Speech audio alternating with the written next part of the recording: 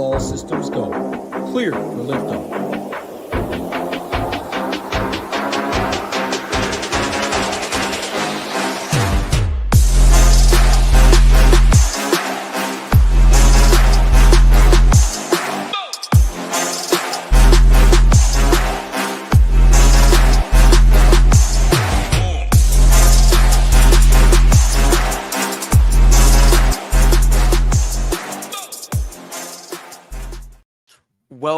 Welcome in. We are back. The playoffs are here.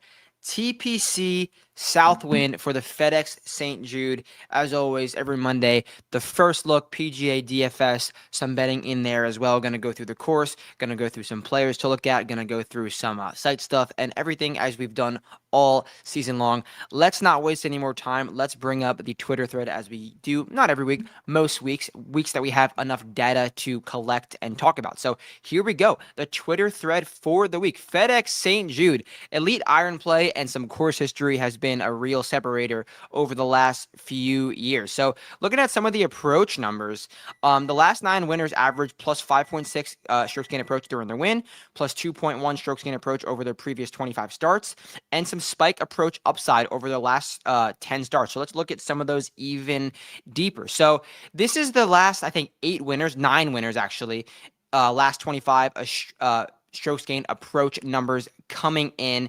We have 8 of 9 having 1.6 strokes gained approach or better. So it's clearly guys are coming in with some nice iron form. It's not just guys finding it in a random week. Honestly, last year, Rose was the worst incoming iron player over the last 9 years at this event.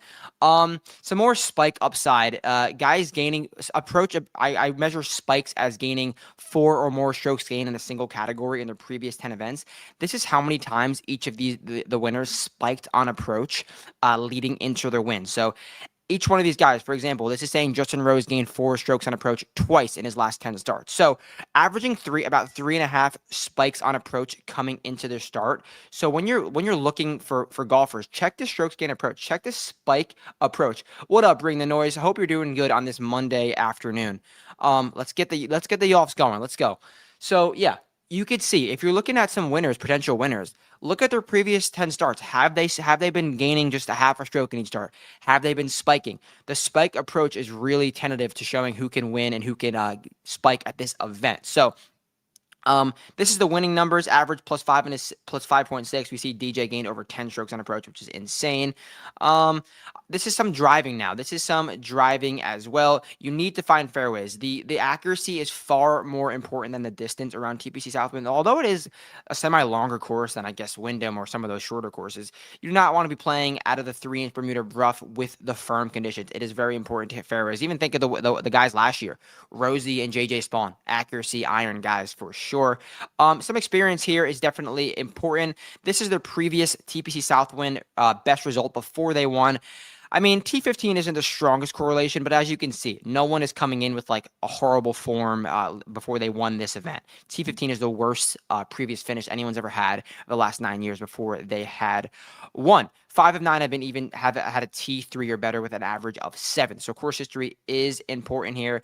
Comp courses are also very important here. Scottsdale, Riviera, Waialae, PGA National, some big comp courses. Kapalua has the biggest comp maybe. Look at all that Kapalua comp, which is crazy to think about because on paper they don't necessarily ask the same questions, or you won't think they ask the same questions, but it is showing a ton of nice overlay there. So if you want a little bit of more in-depth on this thread, go take a look for it yourself. Go take a look for it and let me know what you're thinking of the thread. A lot goes into it. Shout out to @Vincerix Golf, Adam Kirk @Vincerix for putting together some of these numbers for me to parse through week after week, and hopefully you guys have gotten a lot out of the threads so far this year. This is the previous winning scores over the last, infinite years at the TPC, not infinite years, 1, 2, 3, 4, 5 years of this event. So we had the other guys that we talked about were at these. The other guys that we talked about in the thread is when this wasn't a playoff event. That is why these scores don't match up with the recent winners in the last slide. So the last 4 winning scores, 16, 17, 15, which is the perfect score for a ball striker's test. If you ask any player, they're looking for like the the 11 to 16 mark. I mean, any like legit player who knows that they could separate with the ball striking. Once you get into like the 20s, the 20 and beyond, it comes a putting contest, or as John Brown would say, a piece of shit putting contest. And then sometimes those single digit winning scores, not everyone's a fan of. The elites prefer the minus 11 to minus 17, and that's kind of what we have around TPC Southwind. Anytime Will Zalatoris is winning an event, Will Zalatoris, Lucas Glover, Hideki Matsuyama, like that's murderer's row of your favorite ball striker's favorite ball striker right there. So that's what you're looking at. In terms of the weather for this week, we have some dry conditions until we get to Tuesday, Wednesday. So I totally disavow me saying dry conditions. It's nothing too crazy to write home about. It's also going to be 101 degrees, so I would take this 0.2, 0.03 inches of rain, basically meaningless. It's going to be 100 degrees on the weekend. This is a call to action. Call to action. I need people looking at Lucas. Is Lucas Glover in this field? Timeout. Because I need people looking for Lucas Glover's swamp ass, if that is the case. Let's see if Lucas Glover is in this field. No, he's not. What a shame. What a shame. Where did Lucas Glover finish? Let's backtrack a little bit and do some real research as we are doing the podcast. Because, I mean, I like to learn too as I'm going. Glover finished 101. Do you guys think... Oh, I should have actually had that screen put up. I think Lucas Glover should have an auto exemption into this event, not because he won here, because of the swamp ass that could present around TPC Southwind. I almost blanked. TPC Southwind when it gets to be 105 degrees in the middle of August. So it's going to be dry. It's going to be hot. The fairways are going to be running. Look out, guys. I would not want to be there if I were you. If you're a Memphis resident, good luck to you. It's going to be hot. So that's what we're looking at in terms of weather. Dry, hot, fine fairway, spike on approach. Contest selection for the week. I am loving this 25K driving range 5 entry max. 5 entries, only 185 entrants. So 185 divided by 5 equals 37. That means if you're max entering this, 5 entries, so 150 times 5 equals $600, $850. If you want to put $850 in, you only have to beat 37 other people. You could turn that $850 into 5K, which is solid. Get 2 lineups in there, 850 into 6K. I like this contest. 5K up top, 10th place, exactly 10%, 500. Unique contest. I love that it's small, but I love that there's a nice ceiling. I really, really, really like this contest. If I'm going to max enter one, it could be this one this week. So there's a world where I'm max entering this contest. I like it a lot. I like it a lot. So next thing I want to touch on is some of the DFS pricing. As you guys can see, Scotty Scheffler leads the way, 13.5, great price, 2,000 left. Rory, 10-2, Tommy Fleetwood, 10,000 flat, Xander Schauffele. Then we get some of the guys of the year. Fitzpatrick. I said his name and his last name in once. His first name and last name once. Fitzpatrick, CY, Sam Burns, Colin, Ludwig. Ludwig's kind of a little sleeper right here. In the 9K range. But first golfer I wanted to touch on is actually Cameron Young, who is at that price of 9,700. I put out a tweet yesterday.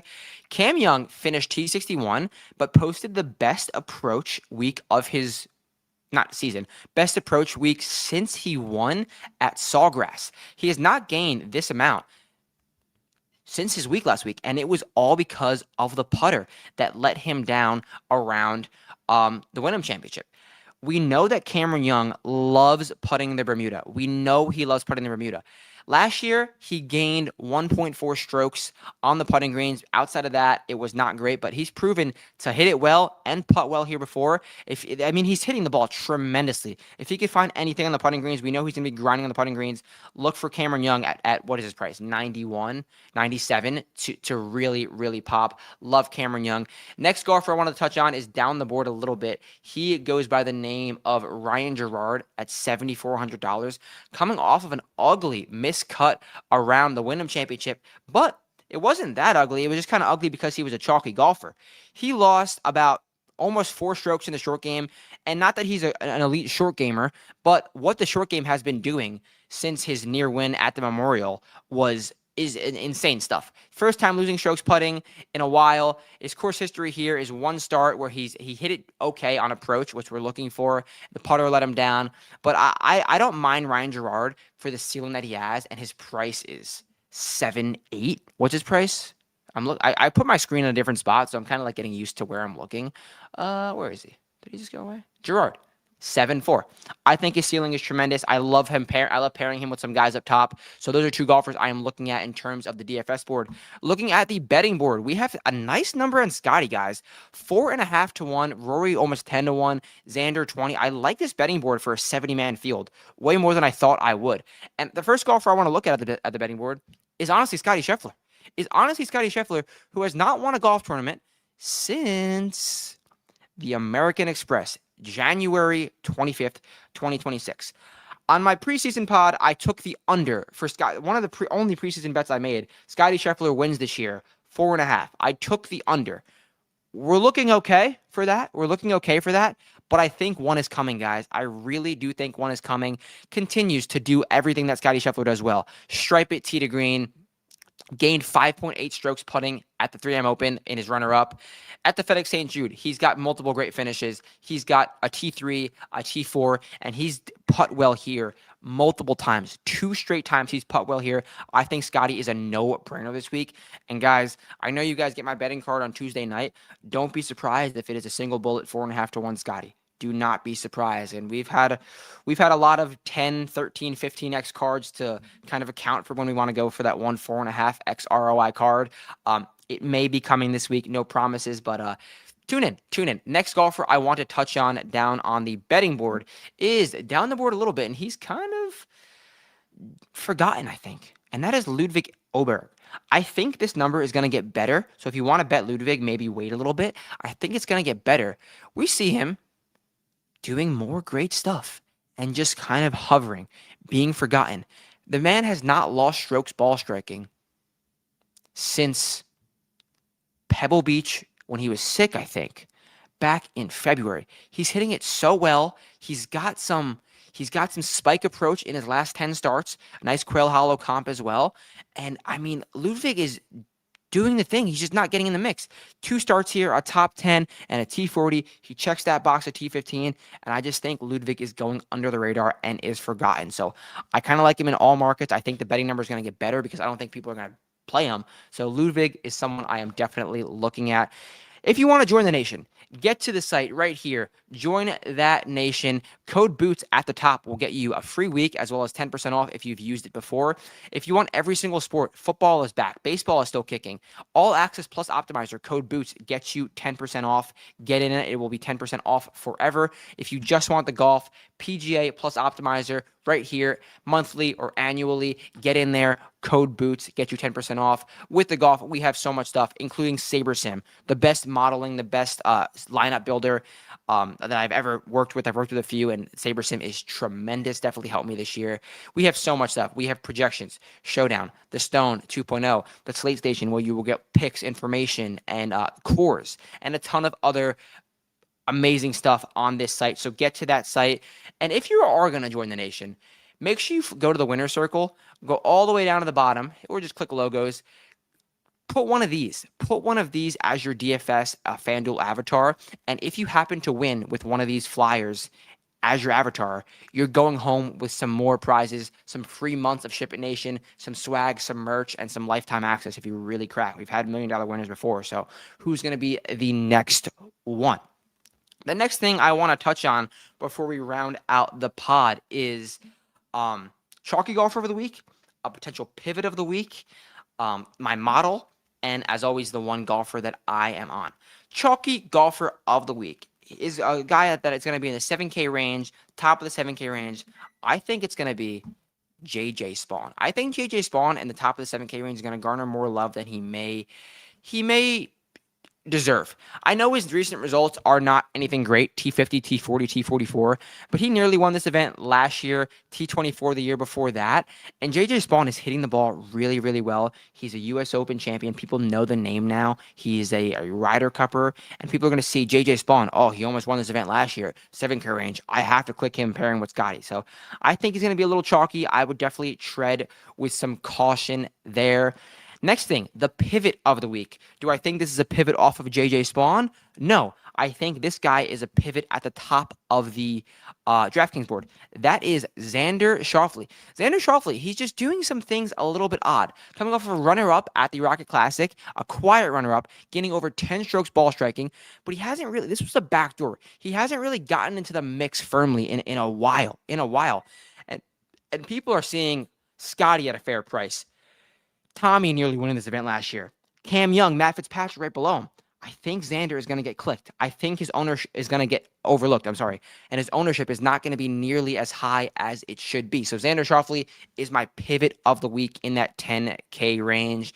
Model for the week, we have Scotty number 1, Colin number 2, Siwoo number 3, Vic, Rory, Decky, Tom Kim tied for 4th, and then tied for 9th, Tommy, JT, Cameron Young tied for 9th. We went with 15 different models aggregated into one. Total strokes gained plus course history, weighted strokes gained total plus course comps, approach play plus approach buckets, accuracy plus weighted strokes gained approach, accuracy approach plus Bermuda putting. That's the model for the week. That's what we spit it out. We've been on kind of a dry spell with the model guys, but I think we are due to have a model winner for sure. So go check that out. Now it's drumroll time. Now it is time for the one golfer that I am on. This is a golfer I am playing, potentially outright market, potentially in the DFS board. Sorry, I just blanked for a second. And in all markets. The one golfer that I am on for the week, a Bermuda specialist at his core, Russell Henley. Russell Henley, 37 years old from Columbus, Georgia, loves this surface. He has did nothing but really stripe it on approach. He's not lost strokes on approach since his miscut at Aronimink, and the putter is cooperating. 3 straight starts in which he's gained strokes on approach, and that's 5 of his last 6 starts. Looking at his course history at TPC Southwind, he's got a T6, he's got a T17. He definitely checks that box of what we were looking for in terms of having a prior solid result. So Russell Henley is the one golfer that I am on. Let me know below who you are on. And as always, before we do, in fact, get out of here, this song of the day for the week is going to be Makeshift Chemistry by Crown the Empire. Some excellence from 2012. Go check it out. Thank you guys for tuning in. I will catch you guys Thursday, Friday, Saturday for the showdown content. And yeah, you guys know where to find me if you have any questions. Peace out.